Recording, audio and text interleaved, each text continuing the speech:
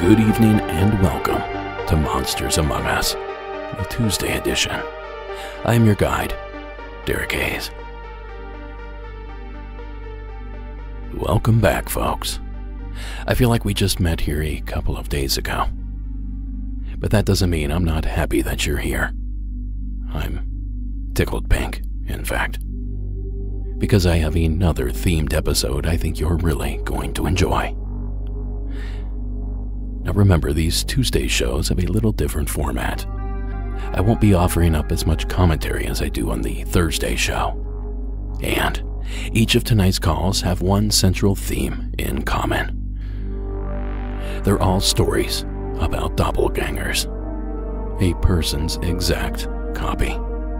Now oftentimes said to be different in behavior and sometimes even bizarro or evil. Now, according to several websites, scientists claim that each person on Earth has roughly 6 doppelgangers, lookalikes, near identical non-biological twins, floating around the world somewhere. So somewhere out there in the ether, there are 5 more of me, probably all out there modeling men's jeans or something. And that also means there are 5 more of you out there, living off your good looks. And tonight we're going to explore a bunch of these stories. But you know, not all is what it seems, because these doppelgangers manifest in all sorts of different ways, as you're about to experience. So join me as we explore doppelgangers, beginning with this call from Rachel in the state of Illinois. Hey Derek, my name is Rachel and I am located in northern Illinois. I've been listening to you for years. Actually, it must have been the first or second season I found you, and I've been meaning to call and tell you some crazy things from my childhood, but that's actually not while I'm calling. I am at work right now and I cannot stop thinking about something that happened to me the other night.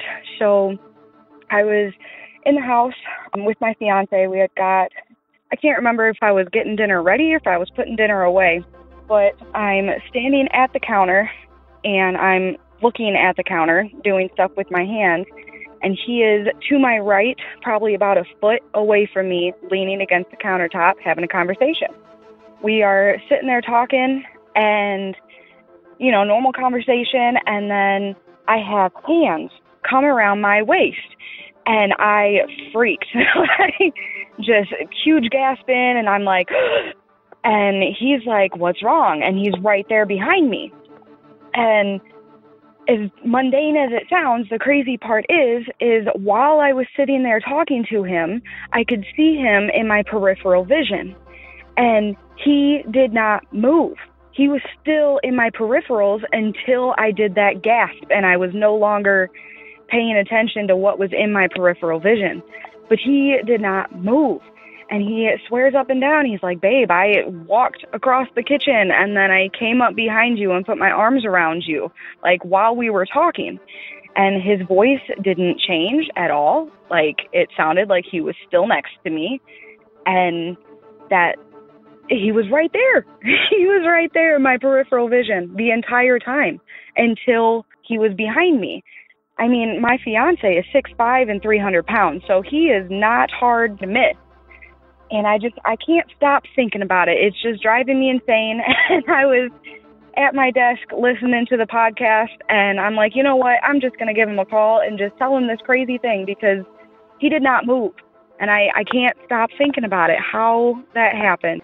But I love the podcast. It is my favorite thing. I'm currently catching up. And yeah, all right. Enjoy your night.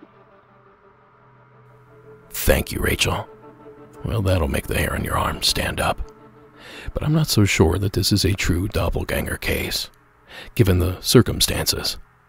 We just might be looking at some sort of glitch in the Matrix instead. Now, next up, we venture to that state up north. Tanner, welcome to the show. Hey, Derek. My name is Tanner Langkamp. I am from Allegan, Michigan.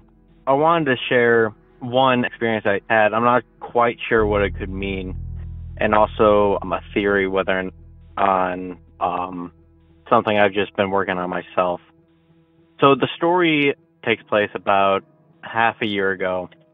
I was out at a mall with a friend of mine, and as we were walking, we were just talking about your show, actually. I was requesting them to take a listen to it.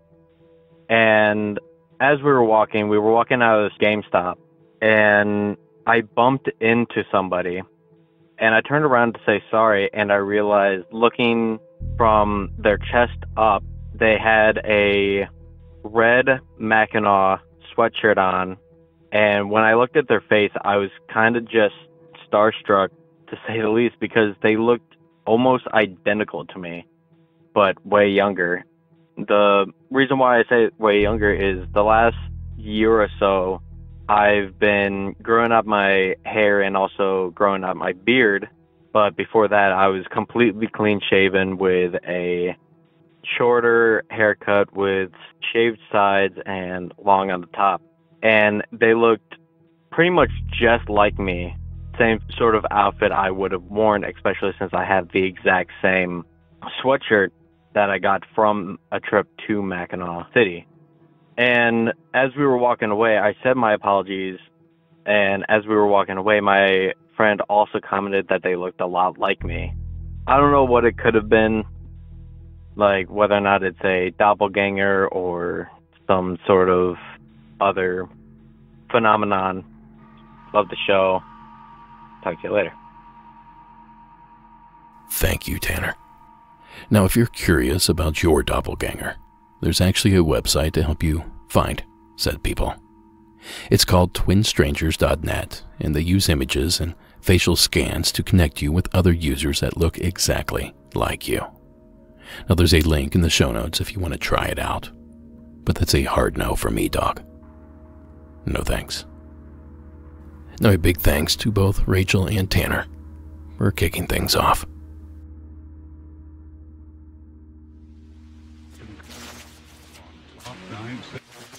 Family attorney, if you're facing divorce, I think it's the perfect timing. The high desert's right. Now, this next doppelganger story takes us to Canada. Nick, welcome to the show.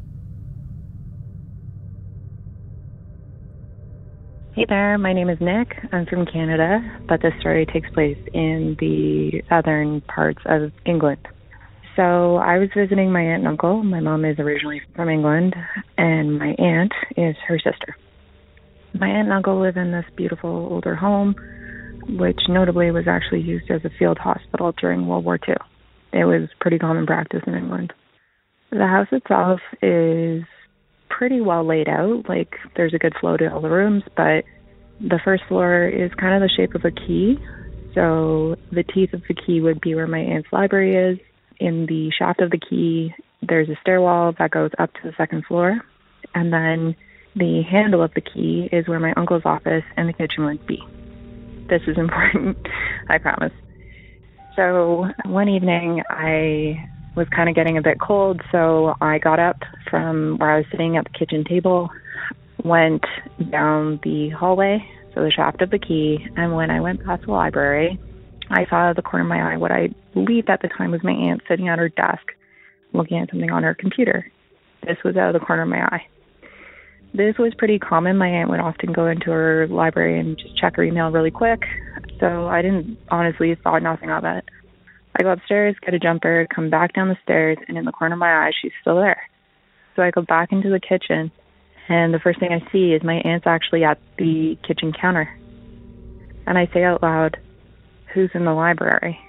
And my aunt looks at me and she says, "What do you mean?" And I say, "Well, is it Mom in the library?" My mom.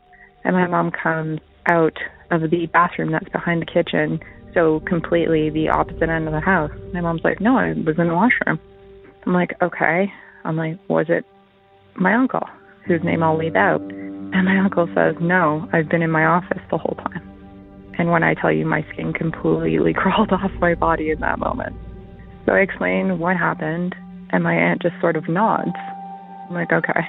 A few other experiences that have happened are when the nights are really nice in England, you can just eat dinner outside. There's no bugs, there's no mosquitoes. So we would often eat dinner outside. And I've looked up several times to the second floor windows and seen shadows walking along the corridor, like along the hallway. Other times I felt like there's people behind me, and then my door to the room that I would stay in would just open itself. Now, these doors are really thick, the way that you'd see old doors in period dramas, right? Like, they're really thick. The door walls are, like, obviously wider than we get now, and the doors have to be latched to close. Like, you have to push them shut. I always do this. So the door opened itself. I got up, went to shut the door, and when I turned around, the door audibly unclicked. Checked to make sure there were no windows open, no nothing. Lastly, my aunt said that one evening they had the fire on, as you do when you're reading by the fire. She fell asleep. She kind of woke up and felt her cat get up on the couch next to her, and she reached out to pet the cat, only to realize that the cat had been gone, as in it had died a few years before. I love the show. I've called in before, and thanks for being awesome. Thank you. Bye. Thanks, Nick. So I guess this phenomena happens in England as well. Not that I'm surprised, because I think we all knew that doppelgangers were a worldwide phenomena. It occurs basically anywhere that there are people. But the name doppelganger, it has an origin. Germany, in fact. A noun that literally means double walker, and was first coined by German Romantic author Jean Paul in 1796. So the concept has been around for quite a while, but prior to the creation of the word, the term fetch was used to describe someone's eerie double. As in, last night I saw your fetch. I guess she finally made it happen. Well, fetch, in this usage, is defined as an exact spectral double of a living human whose appearance is regarded as ominous. So basically a double walker, or a doppelganger. Now I'm sure it's all more complicated than that, but that is the streamlined version. And when I come back from this quick break, I have more examples for you of doppelgangers. And you'll soon learn that not all doppelgangers can be human. We'll be right back.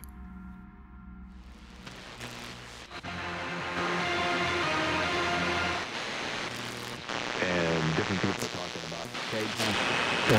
This isn't a bad team. 13-12 the final. Now, as I said, not all doppelgangers are people. Take Brad's story, for example. Here's his entry out of the Buckeye State. Hi, Derek and Monsters Among Us. This is Brad from Southwest Ohio calling back. I just had a weird instance happen tonight, and I'm curious to see if anyone has experienced something similar. So I left to go to my running group and had to put my dog upstairs in one of the bedrooms, put the gate across so he's limited in terms of where he can roam, because he tends to get a little curious and agitated if sometimes we leave and we don't take him with us. So my mom gets home before we do, so she lets him out, and he's just kind of roaming the house. I come home from running group, just coming home, trying to help take care of her and, see what she needs and stuff like that. And I noticed that our dog, who is named Kodiak, a white kind of silver husky, about 8-9 years old, so he's kind of, walking around, checking things out, nothing out of the ordinary. And I'm like, oh, so she let him out of the room so he can walk around the house. We go out after I get home, and we're gone for about maybe an hour, if that. So we get home, and he's not around, and this is kind of strange. So we are calling him, and he's upstairs, kind of wooing. You know how huskies kind of talk. And he's still in my mom's bedroom, and the gate is up. And I'm thinking, oh, that's weird. Did he not get let out, or did she put him back? So I guess my question is, has anyone ever experienced or had any encounter with a animal doppelganger, and more specifically a doppelganger of your pet? There was no unusual behavior, no aggression, anything like that. It was just kind of weird because I got home and he's walking around the lower level of the house, just kind of hanging out with us while I got home. And then we leave, come back home, and he's upstairs and the gate is up. And the gate was down, and I'm not too sure if something may have happened, or if maybe that was not Kodiak who was walking around downstairs with us. So if anyone's had any experience with animal doppelgangers, more specifically doppelganger of your pet, I would love to hear your encounter, your experience. I'm not even sure if this is a thing. Maybe he was put back upstairs by my mom, or maybe I just imagined it, but it was very strange and just thought you guys would like to hear. Thanks, and keep it spooky out there. Thank you, Brad. Well, not to debunk or anything, but is it possible that he just jumped over his gate, then jumped back in to the enclosure, knowing that he wasn't allowed to be out? That is a pretty smart breed of dog, after all. And I've seen a few videos on Instagram of people that brought the wrong cat into their house, thinking they'd brought their own in. It isn't until the second cat shows up that they realize they have two identical cats on their hands. I'm not saying that's what happened to Brad and Kodiak, but it's certainly worth exploring. And you'd asked Brad if I had heard any other similar stories about furry doppelgangers. The following was submitted recently by Molly, coincidentally also in the Buckeye State. This might be exactly what you're looking for, Brad. Hi, my name is Molly. I'm from South Vienna, Ohio. It's a little farming town between Dayton and Columbus, middle of nowhere. If you blink, you miss it. And I just had a story I wanted to share. This happened about 8 or 9 years ago. I've since moved from the area. I now live in Northeast Ohio. But at the time, I was working evenings from home. So I was able to pretty much just be home whenever I wanted to and, let the dogs out if they needed to go out. And I had actually just brought my service dog home. I am disabled and needed a service animal to assist with balance and gait and all of that fun stuff that comes with disabilities. But we had just finally picked him up from the trainers after working with him for about a month and a half. So by this point, he's my baby. Wherever I go, he goes. And he's just right on the ball, always with me like he's supposed to be. And I am in the kitchen of my house, and I hear my dog barking outside. And that's weird, but I do have some memory issues, and I didn't think I'd put him out on his lead. But not even thinking about it, I went outside, and I went to bring him inside. I shut the door behind me, and I'm standing outside. It's kind of a chilly fall evening, those go to kind of a crisp evening.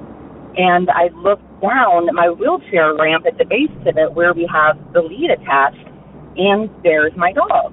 And I'm thinking, okay, maybe I have my first stroke. So I was thinking maybe I had a TIA and completely blanked on taking my dog out and leaving him there.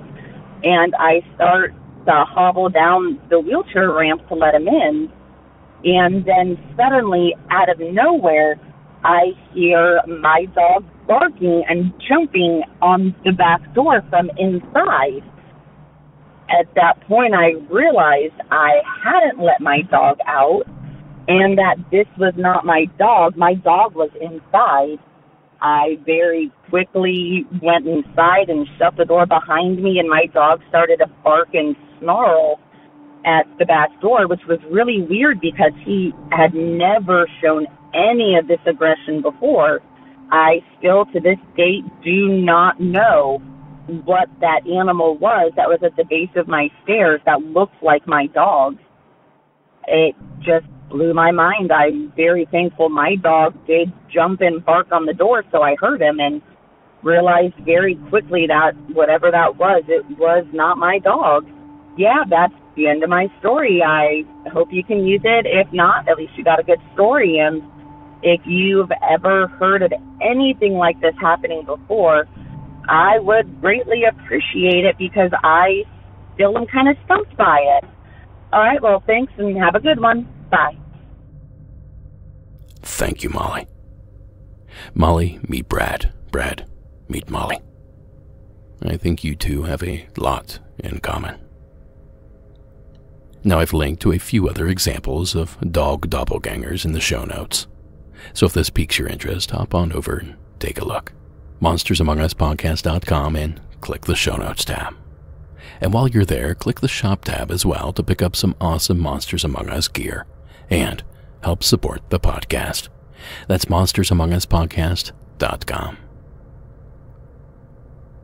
Now, folks, I can squeeze one more call in here before our next break, so let's sneak in Vince's call from the state of Illinois. Hey, Derek, this is Vince from Illinois. Just listened to episode 17 in season 8, or I am listening to it, and I just came across Miguel's story talking about doppelgangers. Well, as I said, my name is Vince, but on my original birth certificate, I am Vicente. Throughout the years, since about like 2000, I would say 2008, 2009, I want to say maybe like end of 2008 because I had already graduated high school.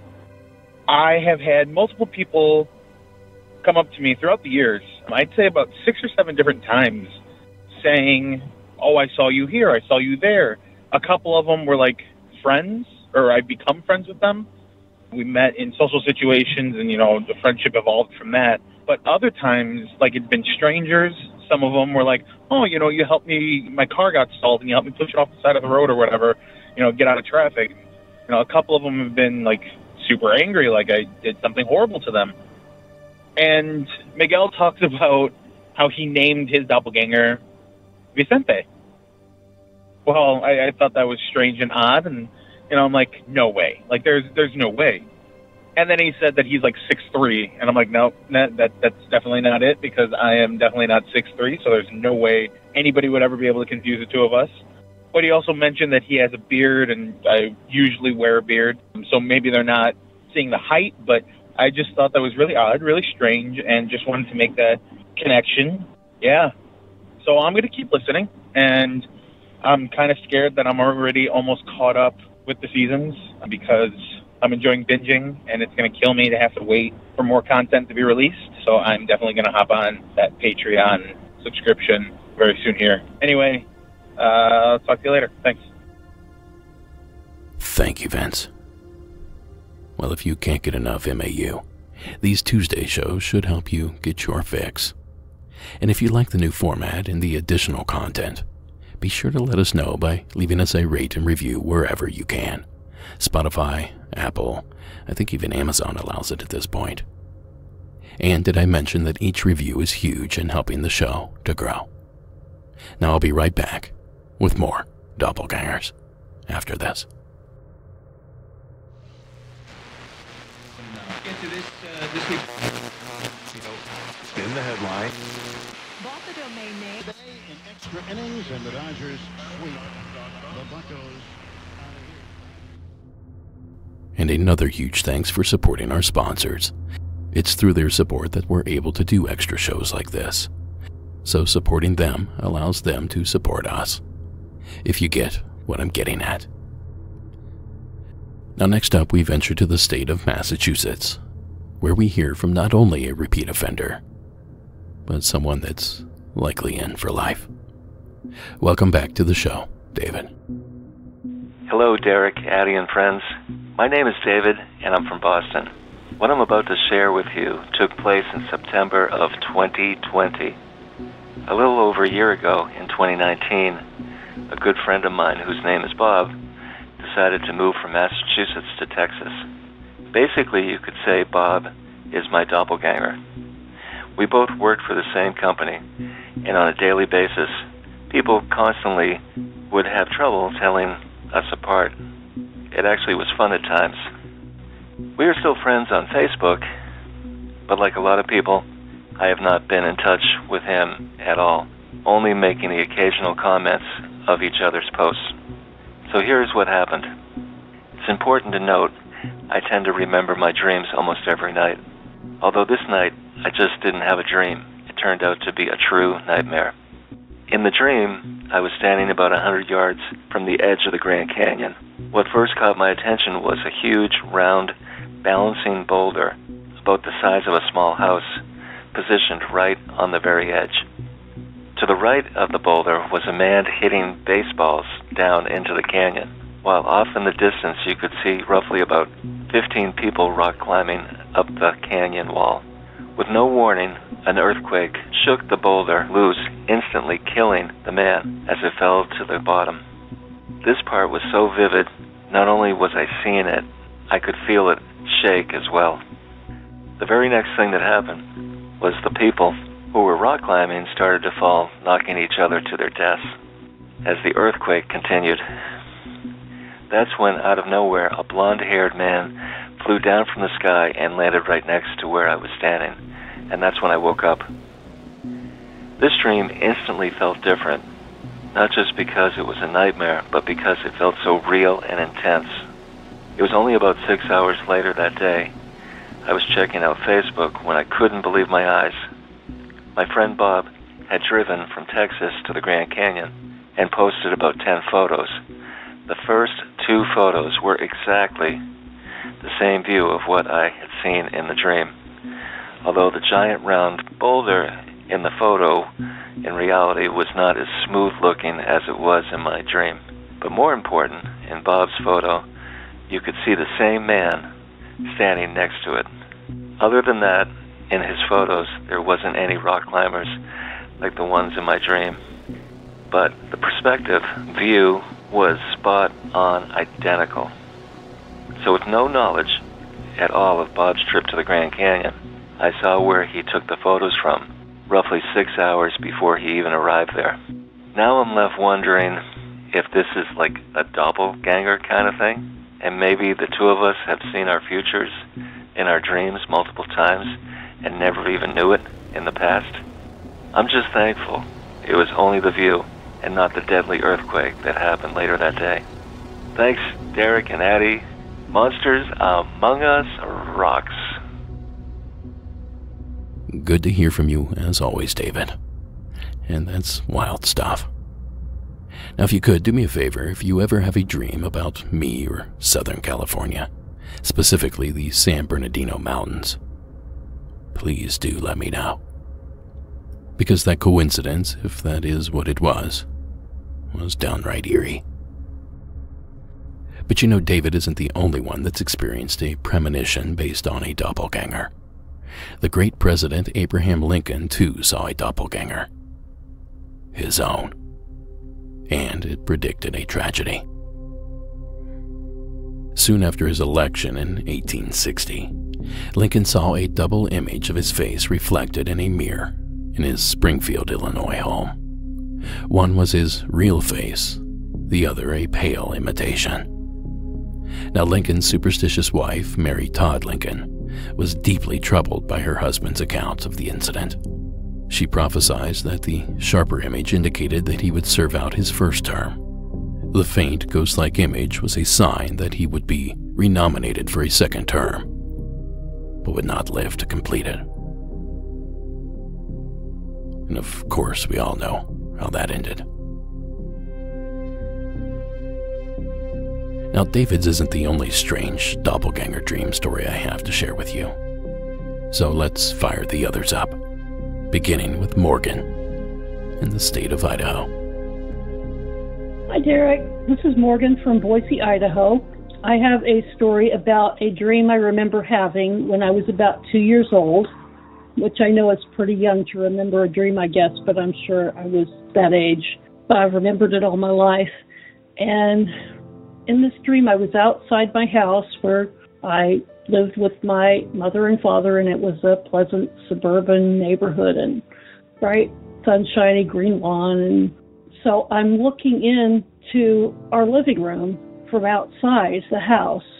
But it's like the ground for me is at an angle to the house so that I'm looking in and up. And I see me, 2-year-old, sweet little girl, looking through the window and smiling at me.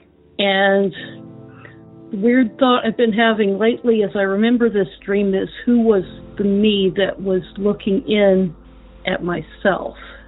And I have a weird suspicion that I maybe took possession of myself at some point. I have no idea, but weird things happened after that time in my life. Love the show. You're doing a great job. Thank you for everything you do. Bye. Thank you, Morgan. And I actually have one more of these doppelganger dream stories. So let's roll that one rapid fire as well. Danny from Ohio. Welcome to the show. Hi, Derek. This is Danny from Dayton, Ohio. This took place in 2018. My boyfriend and I were living in this really old house in downtown Dayton. It was around 150 years old, pretty historic. And a lot of really creepy things happened there, but this was by far the scariest, in my opinion. So one night we were sleeping and I woke up out of a pretty scary nightmare and I was just instantly stuck in sleep paralysis. I've been having that since I was in middle school. I'm 27 now, so, it's something that I'm very used to. So I just tried to relax, and I knew that it would wear off eventually, or I would just fall back asleep. So across from our bed, we had this really large floor-standing mirror leaning against our wall. And the way that it was leaning, you could see, our whole bedroom, us, our bed, the whole backside of our bedroom, basically. And as I'm laying there, I'm totally paralyzed. I can't move.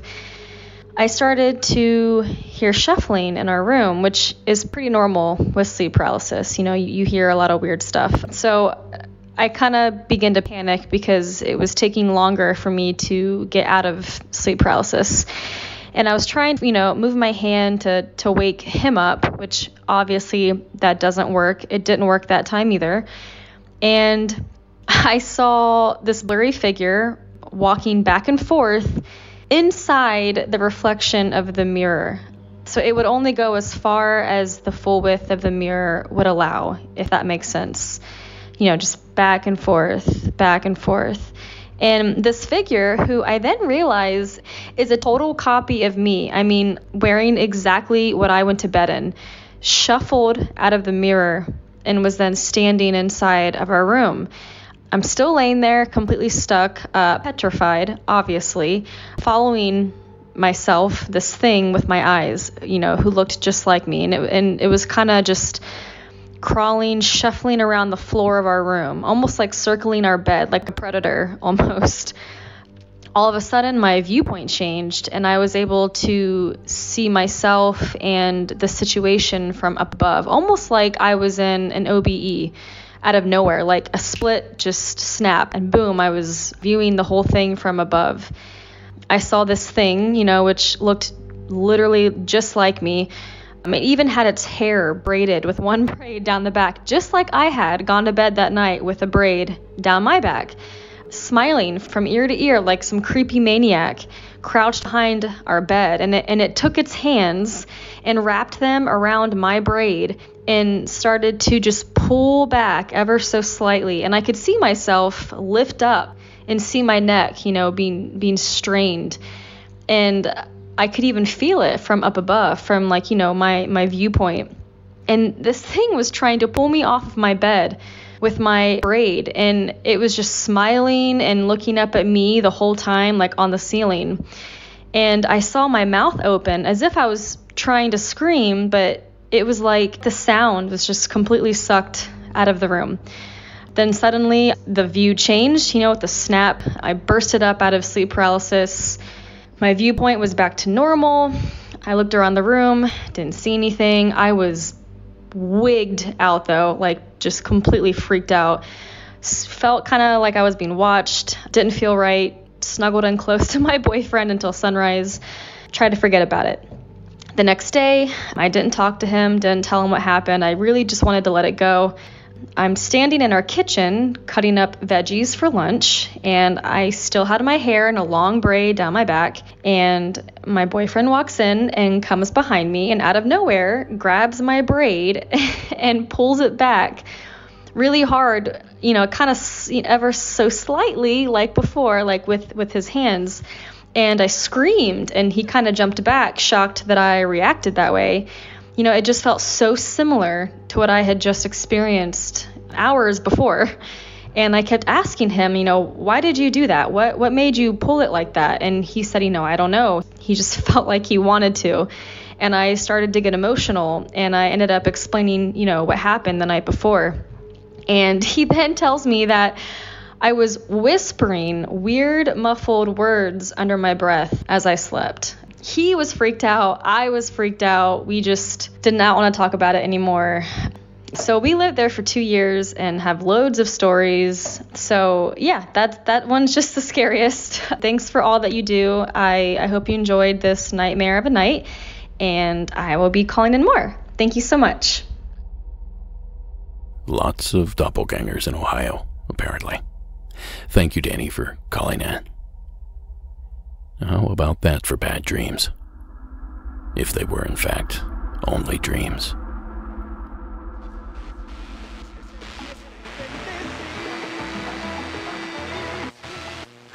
The series lows tonight in the 60s for tourist activities. Learn more at Stop and Spread the Word. Now our next entry takes us to Oregon for a story that's perhaps another version of the doppelganger phenomena. The audio version. Dakota, welcome to tonight's program. Hey Derek, this is Dakota from Oregon.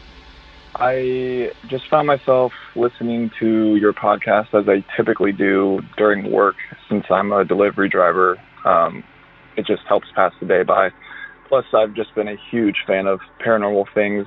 Grew up in a haunted house and just have had tons of experiences. My whole family is surrounded by people that are pretty sensitive to paranormal.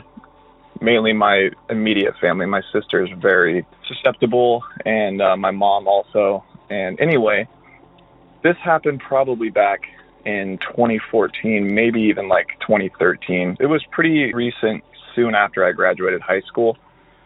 I was at home. I still lived with my parents at the time and my sister, and nobody was home. I was home alone. It was probably like 3 or 4 p.m., so not late, just afternoon. Sunny outside, just typical day, nothing weird. Anyway, I was home alone, and my parents have a tri-level house. So basically you walk in, there's like the main house, and then there's an upstairs and bedrooms and a downstairs with just a big like living room and a bathroom attached. And there's also a door that goes to the backyard through the bathroom. Anyway, so I was down there in the basement, that's what we call it, even though it's just like the bottom floor. And the whole house is pretty open. There's only doors to the bedrooms and the bathrooms, and then to the garage, and then obviously to the outside. So to go down the stairs, you just walk straight in the front door, walk straight about 20 feet, and then there's a stairway going down that's open. There's no door, and the same for upstairs. It's literally like inches next to the downstairs. So the stairways are literally like an inch or two apart, but there's a wall separating them, and they don't have doors. So that's just important because you'll see why. So basically, I was down there, I was playing a video game and listening to music because I was home alone, and I had the time to kind of be loud. And out of nowhere, I hear my mom yell my name, like super, super loud. I just hear Dakota, like that, like just like trying to get my attention. And it made sense, like I said, because I was being really loud at the time, so it would make sense for somebody to yell. So I was like, okay, so I paused it, because it obviously frightened me. So I paused my game, and I paused my music, and I like kind of just listened for a second. I just yelled, "What?" And I said, "Are you home?" Because I thought my parents were gone, you know. I didn't hear the door. We've always had dogs. At the time, we just had 2 dogs, and definitely one of them would have barked because the little one barks quite a bit. He's just kind of anxious. So I thought it was weird that he didn't hear anybody come in, and he also gets really excited when my parents or any of us get home because he knows what all the cars sound like, and he knows what everybody sounds like coming in. So I thought that was weird. I went upstairs, looked around. Obviously, the door was still locked to the front. No cars were in the driveway. Nobody was home. So, a little side note, our family house growing up, we have all heard each other's voice, and we've all heard our names called.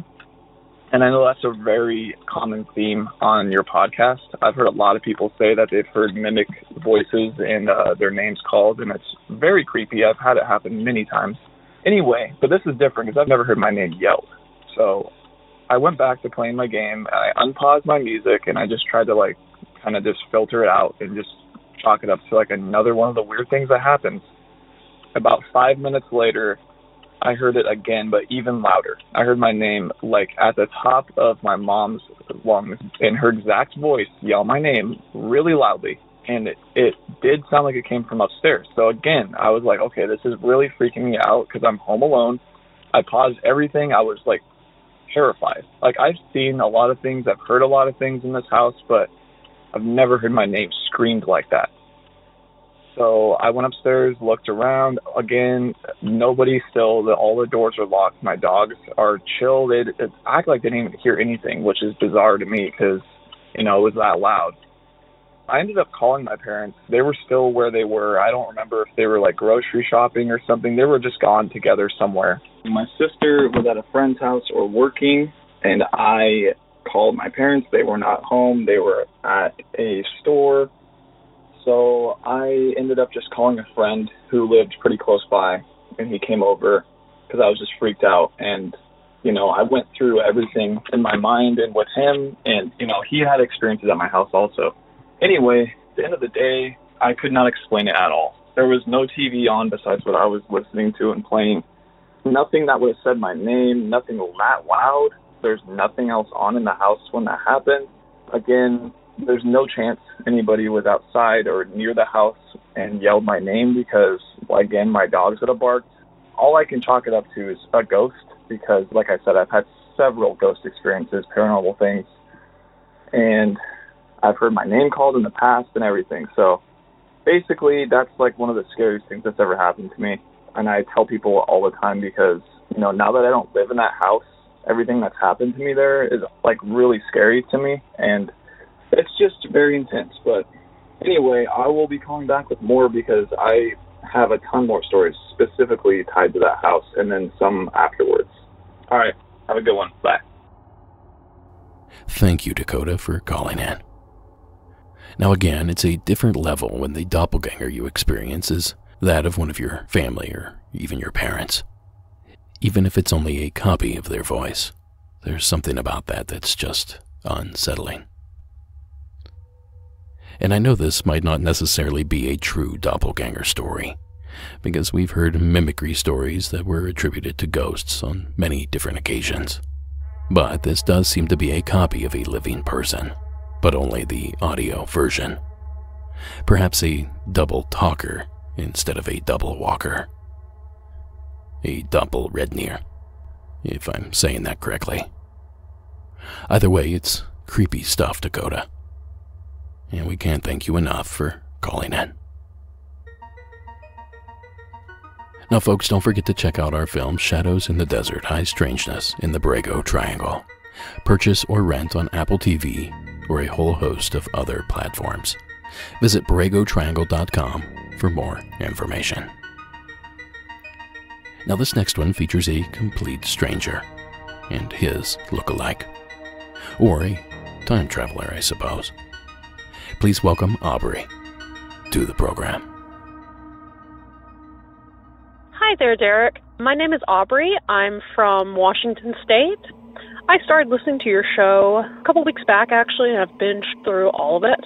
And the entire time I was thinking that I did not actually have a story to submit because I'm a high skeptic. I'm the kind of person who says that I want to believe, but I debunk pretty much everything I come across. Well, the other day, my partner reminded me of a person we will refer to as Bluetooth Guy. So, in Snohomish County in Washington, there is a trail called the Centennial Trail. It runs on an old railway line, and it's like 30 miles, I think, walking trail. And last year, around spring or summer, we used to walk it quite a bit. And we would start in Snohomish and go north on the trail. So there's a trailhead right outside of Snohomish and then another trailhead northern in Machias. So around the Machias trailhead, middle of the day, summer, we passed a man in a baseball cap, and honestly, it's hard for me to remember any other details of what he looked like, but my partner took note of him as well, that he was just walking the trail very casually, having a conversation on his Bluetooth device, and we were going north, he was going south, didn't think much of him, and we continued northern, and about an hour later, still walking north, we passed the same man again, who was walking south again. And I remember we both did a double take then, thinking that that can't be the same person, but the body language was the same, the colors he was wearing was the same, his posture was the same, the hat was the same. As far as we could tell, it was the same person who was still carrying along a conversation on his Bluetooth. So, you know, it's a short and sweet thing. And, I mean, he could have very well, walked a loop somewhere off of the trail or gone down to the trailhead, gotten in his car, drove up to the next trailhead, and then went south again. But the logical explanations are just as strange as the illogical explanation, that it felt like some kind of a time slip. So, well, that's it. It's been a blast going through the show. I especially love hearing stories from this area, this wild Pacific Northwest that I'm in. So have a fantastic rest of your day. And happy trails. Thank you, Aubrey. Now, it's bad enough seeing a stranger while out hiking. I know that's many people's fear. But to see them twice, well, that's simply too many times. And to see them twice going the exact same direction. Unless that person is David Blaine or something, it's highly unusual. But unusual is exactly what these doppelganger calls are. Just a little bit off, a little unsettling, almost that uncanny valley effect. But not all these experiences are weird. Some are almost heartwarming. More on that here in a moment. Mama, what is... $20,000. Talk that way. Therefore, Jordan's been with a nursing home or assisted living facility. The buildings are all over. I think what we want is... Okay, folks, I have a couple more stories before I have to close this out and begin working on Thursday's program. So this next one is that heartwarming tale that I told you about. Ashley from Nebraska will explain further. Hi, Derek. My name is Ashley, and I am from Nebraska. I'm a new listener, new-ish. I've been listening for the past 6 months, and it's been pretty much the only podcast I listen to now. I just got through season 6, and there was a story about someone seeing a ghost in Home Depot, I believe. And there was a wondering if ghosts visit other stores, like Walmart. And I have a story that aligns with that. My grandmother passed when I was about 8 years old, and that was my first big death.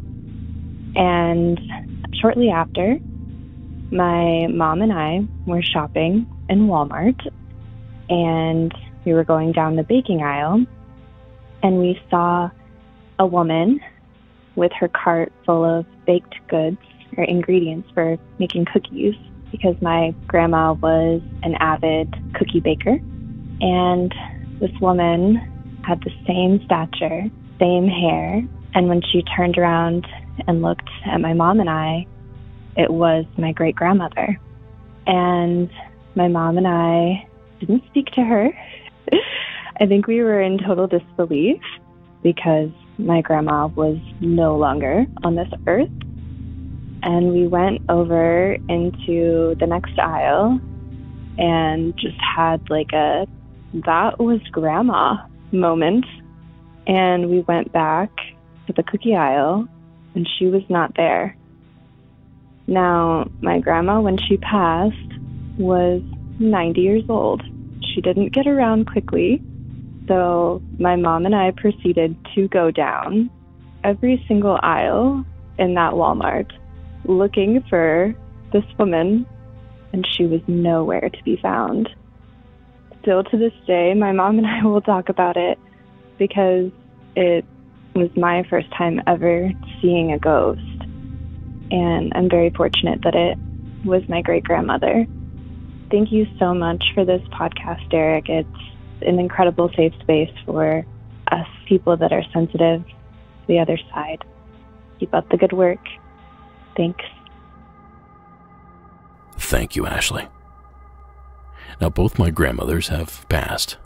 One 30 years ago and one 10 years ago. And I'd give $1 million to run into either of them at Walmart. So I envy you in a way, Ashley. Maybe you were actually given the gift of a visit in a less than ideal environment. But I suppose when it comes to grandmas, you take all the moments you can get. Because one day those moments stop coming, and you can never get them back. So for your sake, Ashley, I hope that's exactly what that situation was. Because I'd hate to think of what else could have been going on. Thank you again for sharing the call. Now, real quick, if you have a story you would like to share here on the program, simply give us a call on our hotline at 888-608-NIGHT. That's 888-608-NIGHT. Or record your story as a voice memo and email it to me at monstersamonguspodcast@gmail.com. Don't forget about those hometown legends. And don't forget about calls for the amusement worker special. Well, since we're being all sentimental, let's share this final doppelganger story. If that is indeed what this entry is. Please welcome Sal to the show. Hi, how you doing, Derek? My name is Sal. I used to work for the fire department. I just retired on December 29th of last year. When I was working for the fire department, I worked on an ambulance for 16 years. In the early 90s all the way to the mid-2000s. While I was working one day in the late 90s, we had a call of a motor vehicle accident on the Grand Central Parkway. It was a clear night, and it involved 3 teenagers, I guess. Me and my partner took the driver. We put him in the back of the vehicle because he was in respiratory arrest. He received some head trauma. While driving, I guess he was speeding or something. He must have did something wrong, but there wasn't too much traffic, and somehow he wound up hitting a pillar. This was by 82nd Street. I believe it's exit 5 on the Grand Central, headed towards the Triborough Bridge. As we're working on them, we had 2 other patients in there, but they were alive. There were firefighters on the scene, so they jumped in the back of the vehicle to help us out. Now, I'm taking care of the patient. I'm wiping the blood off his forehead. I realized that he was in respiratory cardiac arrest. I started to ventilate him while one of the firefighters started doing CPR. As he was doing his compressions, a gentleman, and it was really weird, out of nowhere, very well dressed, was by the back doors and asked us, "Hey man, is he going to be okay?" And I gave him the answer that I usually give. We're doing everything we can, because it was truthful. We were doing everything we can to bring this kid back. As I'm working on him, ventilating him while the firefighter's doing CPR, I noticed something really strange. That the dude that asked if he was doing okay looked just like him and was wearing the same clothes. So I look at the firefighter and I go, "I heard there was only 3 people in that vehicle." And he goes, "Yeah, that's what I heard." Transported him to the hospital, never thought about him again. When I ran into that firefighter again by the firehouse, I asked him a question about it. "Wasn't it weird, that guy?" He goes, "Yeah." And he acknowledged that he did see him too. And I was like, that's so weird that the guy was wearing the same stuff that he was wearing. And he also asked if he was a family member. And I was like, I didn't see him at the hospital, but I do think it was kind of strange that the dude that we were working on looked just like the gentleman that was outside. And that's my story. Maybe somebody else has a similar story that worked in the same field. I don't know. It was just really weird for me. He looked just like the person that we were working on, and he just disappeared. Strange.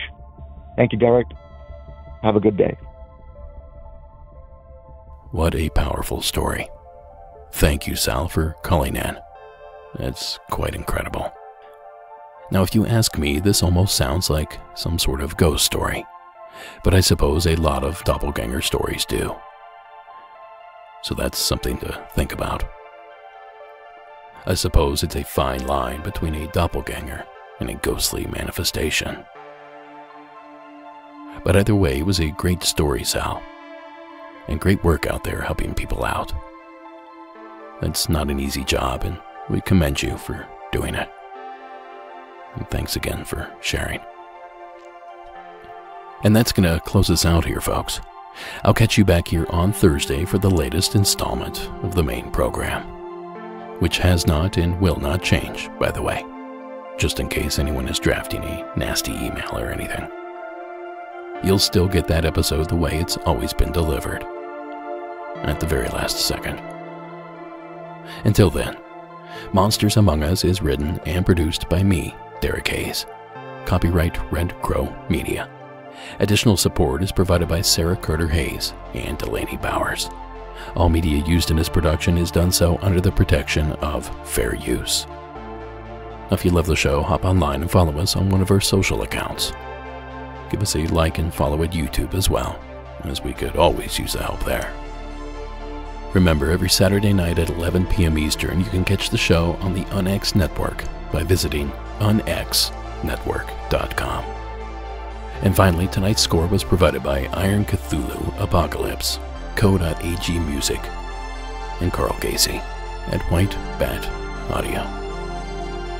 Thank you so much for hanging out here this evening. I hope you enjoyed these doppelganger stories as much as I did. Don't forget to stop back by next Tuesday for another themed episode. And don't forget you can get more Monsters Among Us by joining us on Patreon. Patreon.com, search for Monsters Among Us Podcast, and take advantage of that 7-day free trial. Now, do me a big favor. Keep it spooky out there, and have yourself a good night.